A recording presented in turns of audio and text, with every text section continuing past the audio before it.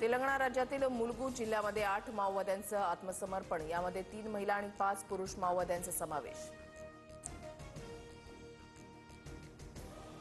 अमेरिकेकडून steel अॅल्युमिनियमवरील कर 25 वरून 50% भारतीय धातू निर्यातीवर 39,000 कोटींचा परिणाम होण्याची शक्यता.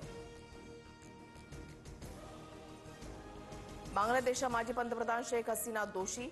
जुलै-ऑगस्ट 2024 मधील उठावादरम्यानच्या गुन्ह्याशी संबंधित प्रकरणी आयटीसीचा निर्णय. गुवाहाटी ते इम्फाळ पावसाचा थैमान, पूर आणि भूस्खलनामध्ये 28 जणांचा मृत्यू. 28 जिल्ह्यातील 23 लाख नागरिकांना पुराचा फटका. नायजेरियामधल्या मोकवा शहराजवळ धरण फुटल्यानं पूर, आतापर्यंत 117 जणांचा मृत्यू. 1,500 लोकांना पुराचा फटका. घरं पुरामध्ये वाहून गेली, अनेक नागरिक बेपत्ता.